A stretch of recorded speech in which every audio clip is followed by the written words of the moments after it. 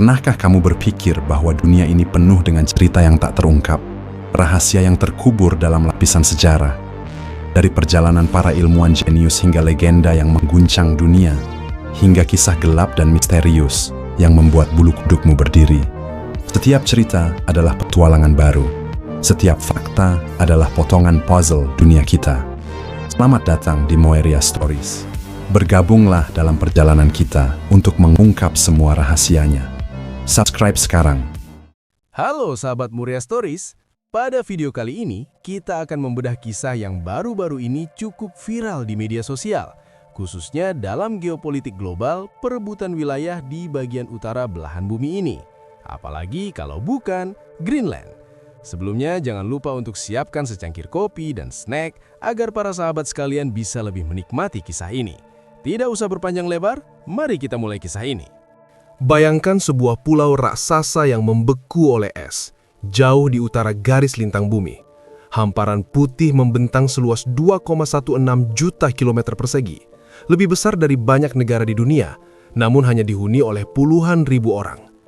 Inilah Greenland, tanah hijau, sebuah nama yang tampak ironis ketika dilihat dari luasnya lapisan es yang tak bertepi. Namun, meskipun permukaannya tampak sunyi dan keras, sejarahnya adalah kisah petualangan, persaingan kekuatan besar, dan strategi geopolitik yang rumit. Greenland bukanlah tanah yang benar-benar ditemukan baru oleh bangsa Eropa ketika kapal-kapal layar pertama kali mencapai perairannya. Ribuan tahun sebelum itu, sekitar 4.500 tahun lalu, pulau ini sudah dihuni oleh nenek moyang bangsa Inuit yang bermigrasi dari wilayah yang sekarang dikenal sebagai Kanada. Mereka menyesuaikan diri dengan ekstrimnya iklim Arktik, membentuk budaya dan cara hidup yang unik berpusat pada perburuan, memancing, dan hubungan harmonis dengan alam beku. Namun, dalam catatan sejarah Eropa, sosok yang paling sering dikaitkan dengan penemuan Greenland adalah seorang penjelajah dari Norwegia yang bernama Erik the Red. Sekitar tahun 982 Masehi, setelah diasingkan dari Islandia karena sebuah konflik, Erik memutuskan untuk berlayar jauh ke barat. Dalam perjalanannya, ia menemukan pulau yang luas ini yang ia sebut Greenland, mungkin untuk menarik pemukim baru dengan nama yang terdengar lebih hijau dan menjanjikan. Erik kemudian mendirikan pemukiman permanen pertama di bagian barat pulau, sekaligus membuka era baru dalam sejarah Greenland bagi bangsa Norse atau Viking. Namun sejarah tidak berhenti hanya pada Erik. Terdahului dia, seorang pelaut bernama Gunnbjorn Ulfsson diyakini menjadi orang Eropa pertama yang melihat daratan Greenland, meskipun itu terjadi secara tidak sengaja karena terpental dari jalur pelayaran. Juga ada catatan tentang usaha pemukiman awal oleh Snebjorn Galti, tetapi usahanya gagal bertahan. Jadi meskipun Erik the Red bukan orang pertama yang melihat pulau ini, dialah yang menjadi tokoh penting dalam mendirikan koloni yang bertahan cukup lama dan terekam dalam sejarah. Greenland kemudian menjadi bagian dari dunia Norse selama beberapa abad, dengan pemukiman yang tersebar di pesisirnya.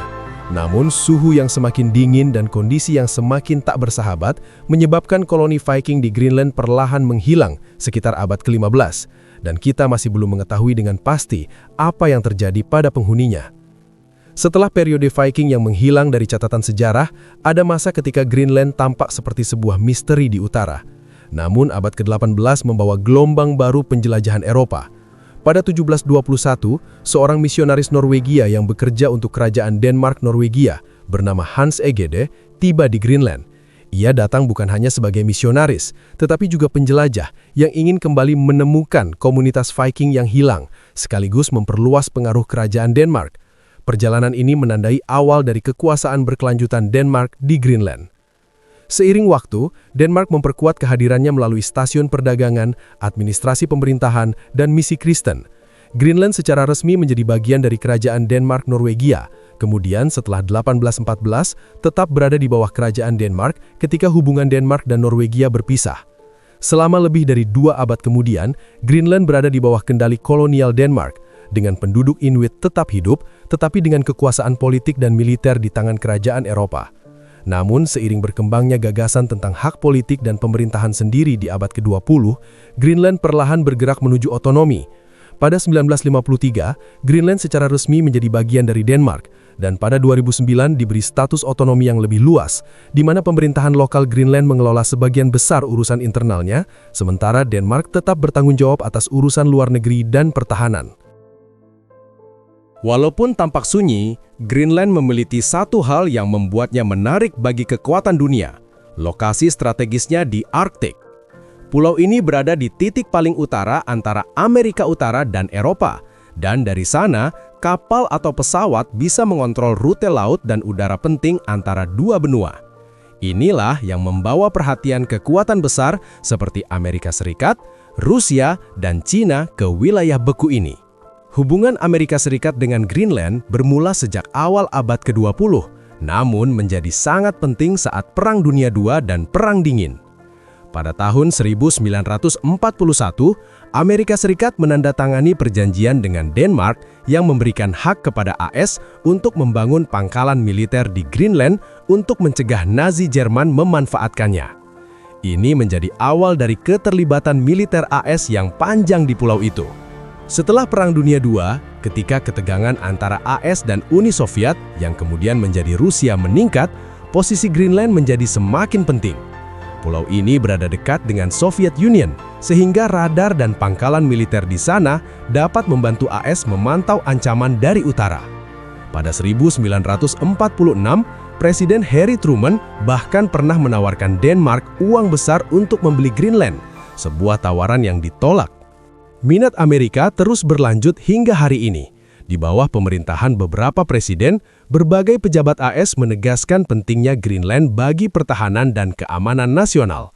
Bahkan dalam beberapa tahun terakhir, di tengah meningkatnya persaingan global, Presiden Donald Trump dan pendukungnya menyuarakan gagasan kontroversial untuk mengakuisisi Greenland secara penuh, baik dengan membeli atau bahkan menurut pernyataannya dengan cara yang lebih agresif. Pernyataan-pernyataan semacam itu memicu kecaman internasional karena Greenland adalah wilayah otonom yang merupakan bagian dari kerajaan Denmark dan anggota aliansi NATO bersama AS. Alasan utama mengapa AS sangat tertarik pada Greenland bukan hanya soal wilayahnya. Greenland terletak di jalur pertahanan utara yang vital, dan pangkalan militer seperti Thule Air Base sangat penting dalam sistem deteksi awal misil balistik dan kontrol ruang udara Arktik. Posisinya juga penting untuk mengamankan rute laut yang membuka musim dingin, jalur yang semakin bisa dilayari karena mencairnya es akibat perubahan iklim. Bagaimana dengan Rusia? Negara ini memiliki sisi utara yang luas, termasuk armada dan pangkalan militer di Arktik. Meski tidak secara terbuka menuntut kepemilikan Greenland, Rusia memantau pergerakan negara lain di wilayah Arktik dengan seksama. Baru-baru ini, Presiden Vladimir Putin menyatakan bahwa urusan siapa yang memiliki Greenland bukanlah perhatian Rusia dan menganalogikan nilainya secara geopolitik dengan Alaska, wilayah yang dahulu dibeli AS dari Rusia. Namun pernyataan itu belakangan dikritik sebagai bentuk permainan diplomasi yang rumit karena Rusia sendiri tetap mengamati perkembangan di Arktik termasuk peningkatan kehadiran NATO di sana. Rusia dan AS memang saling bersaing dalam pengaruh militer di Arktik karena keduanya memiliki kepentingan di wilayah tersebut. Rusia telah membangun kembali fasilitas militer dari era Soviet dan meningkatkan operasi di utara, sehingga Greenland tetap menjadi wilayah yang diperhatikan oleh Moskow, bahkan jika mereka tidak secara aktif mengklaimnya. Sementara Rusia mungkin memainkan kartu militer, Cina membawa strategi berbeda. Beijing telah menunjukkan minat pada Greenland dalam beberapa tahun terakhir, terutama dalam konteks perdagangan dan investasi. Beijing melihat Arktik sebagai bagian dari apa yang disebutnya Polar Silk Road, sebuah ekstensi dari inisiatif Belt and Road untuk menghubungkan rute perdagangan baru. Beijing tertarik pada potensi sumber daya mineral Greenland dan kemungkinan jalur laut baru yang akan terbuka akibat mencairnya es akibat perubahan iklim. Namun pengaruh Cina secara nyata di Greenland terbukti masih terbatas. Beberapa proyek investasi Cina diblokir oleh pihak Denmark atau Greenland sendiri yang khawatir tentang pengaruh politik dan keamanan. Beijing memang menjadi salah satu mitra dagang terbesar Greenland secara luas, tetapi keterlibatan mereka masih jauh dari menguasai wilayah ini. Pertanyaan besar yang selalu muncul adalah, mengapa negeri sebesar itu, yang sebagian besar berupa es, begitu diinginkan oleh negara besar seperti Amerika Serikat, Rusia, dan bahkan Cina? Jawabannya bukan sekadar soal ukuran atau estetika, tetapi kombinasi dari beberapa faktor strategis yang saling berkaitan. 1. Lokasi strategis dalam geopolitik Arktik. Greenland terletak di jantung Arktik, jalur yang menghubungkan Samudra Atlantik dan Kutub Utara. Selama Perang Dingin, kontrol atas rute udara utara sangat penting untuk pertahanan nuklir dan pemantauan misil. Hingga kini, pangkalan militer di Greenland membantu mengawasi potensi ancaman dari utara dan mempertahankan keunggulan strategis NATO. 2. Sumber daya alam yang luar biasa. Lapisan es yang tampak monoton sebenarnya menyelimuti cadangan mineral yang sangat berharga. Analisis terbaru menunjukkan bahwa Greenland memiliki banyak mineral penting seperti litium, grafit, dan unsur tanah jarang, bahan kritis bagi baterai kendaraan listrik, teknologi tinggi, sistem radar, dan pertahanan militer. Seiring es mencair, potensi penambangan sumber daya ini menjadi semakin mungkin diakses. Dan inilah yang membuat negara seperti China dan Amerika Serikat lebih waspada terhadap kepentingan mereka di wilayah itu. 3. Jalur perdagangan baru. Perubahan iklim membuka kemungkinan jalur laut Arktik yang lebih mudah dilayari di musim tertentu. Rute ini berpotensi memangkas jarak pelayaran antara Eropa dan Asia, serta menawarkan jalur baru yang penting untuk perdagangan global masa depan. Kendali atau pengaruh atas rute tersebut menambah nilai strategis Greenland dalam peta perdagangan dunia masa depan. Greenland hari ini bukan hanya monumen sejarah atau sekadar pulau es di peta dunia. Ia adalah arena geopolitik yang hidup. Penduduknya, yang disebut Kalalait Nunaat atau Tanah Rakyat, secara politik telah mengambil langkah besar menuju pemerintahan sendiri dan memperkuat identitas budaya mereka. Keputusan politik Greenland tak lagi sepenuhnya di tangan Denmark seperti dulu, meskipun Denmark masih mengurus pertahanan dan urusan luar negeri. Kedekatan Greenland dengan kekuatan global memberi tantangan tersendiri. Di satu sisi, AS terus memperkuat hubungan militernya. Di sisi lain, Rusia dan Cina juga menjaga mata mereka pada peluang yang mungkin muncul dalam dinamika geopolitik Arktik. Greenland tetap mencoba menyeimbangkan kebutuhan untuk menjaga kedaulatannya sendiri, sambil menarik manfaat dari investasi dan kerjasama internasional yang hati-hati. Kisah Greenland adalah sebuah epik panjang yang berawal dari migrasi orang asli Inuit, petualangan Viking, penjajahan Eropa, hingga menjadi titik fokus persaingan geopolitik global abad ke-21. Dari pulau es yang sunyi, kini ia berdiri sebagai simbol pentingnya lokasi strategis, kekayaan alam, dan kompleksitas hubungan internasional.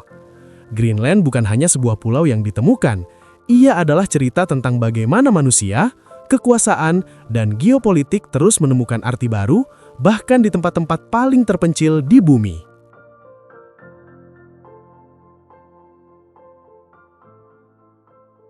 Pernahkah kamu bertanya-tanya, apa rahasia yang tersembunyi di balik dinding sejarah? Atau kisah-kisah gelap yang hanya dibicarakan di bawah bayangan malam? Setiap legenda, setiap penemuan, dan setiap tokoh luar biasa, mereka semua menunggu untuk diceritakan. Selamat datang di Moria Stories, tempat di mana imajinasi bertemu kenyataan. Jangan lewatkan kisah berikutnya. Subscribe sekarang dan ikut kami dalam perjalanan.